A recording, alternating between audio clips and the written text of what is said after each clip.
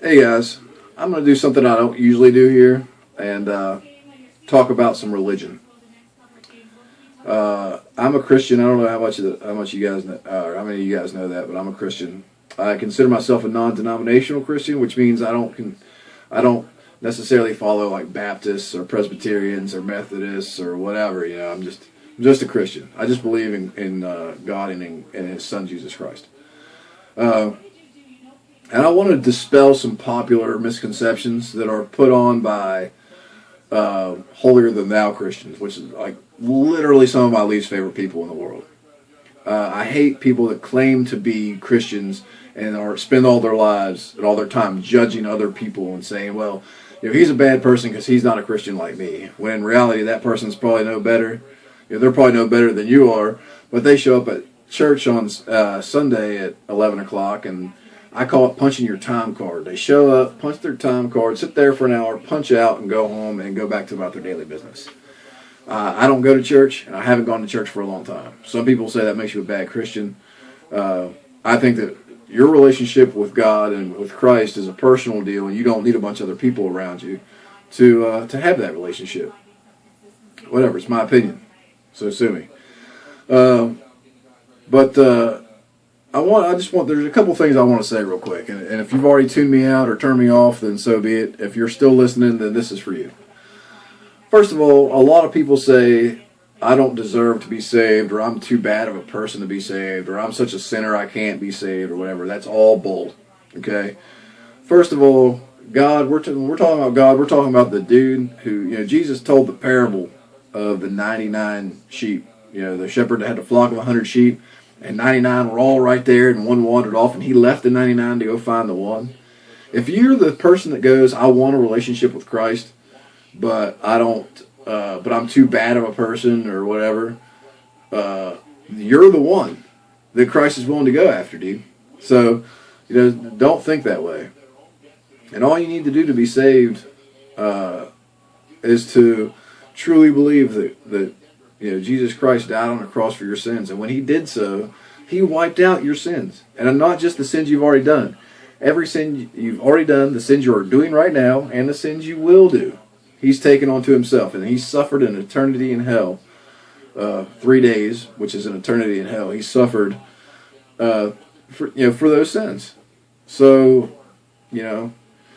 God made people, okay? And He tried to save us a bunch of different ways. And in the end, the only way that He could figure out that would work was to have His Son come to earth, die, and go to hell for 3 days or an eternity to save us. Because He realized, and He had to know making us, but at this point it became obvious at a certain point that we're imperfect individuals, and we all sin. Anybody that tells you they don't sin is delusional or a liar. Everybody sins. Everybody sins. And I'm not talking about everybody sins like, oh, they might tell a white lie once in a while. Everybody's got skeletons in their closet. Everybody's done bad stuff. Alright? So, you just have to accept it, man. Accept it and move on. And, it's a big deal for me anyway. My faith is. And I don't usually talk about it and throw it out there. But it's been kind of weighing on me a lot lately, so I wanted to make this video. Because there was a period in my life when I dated a girl and I allowed her perceptions and her family's perceptions of who I should be as a Christian change what I thought. And after that relationship ended, I realized how foolish that was and how I'd been, I spent a long time worrying about a bunch of different stuff, and then finally came to peace with my relationship with God and with Christ. And then I let her and her family, I let love blind me. I was blinded by love. But that's neither here nor there. So be comfortable with who you are, and let the haters hate, man. If you know that you are good with God, and that you have a relationship with God, and if you believe that Christ died on the cross for your sins, don't let somebody talk you into how bad of a person you are, because that's the devil's tool, man. Negative emotions are a poison that you can't allow to live in your body. And these people hating on you and trying to convince you that you're not a good person and that you're a sinner and this and that, all that stuff just eats at you and creates doubt. And that doubt creates a crack in your armor and lets the devil in. Or lets evil in. You guys, the people who didn't already think I was crazy probably do now, but hey, I try to speak the truth, man. That's just my opinion. You're welcome to yours. I don't hate on, don't think because I said I'm a Christian and these are my beliefs that I'm hating on Jews or Muslims or Buddhists or Taoists or whatever, atheists, whatever. I'm also a true blue American, and I believe that everybody of every race, color, and creed is allowed to live here and worship whatever God they see fit.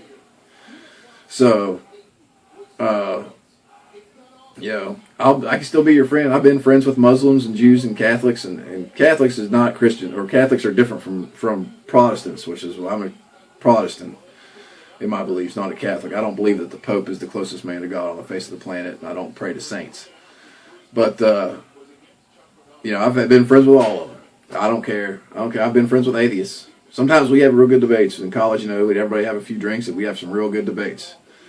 But anyway, guys, this has been a long and rambling video, but it's just something I wanted to get out there.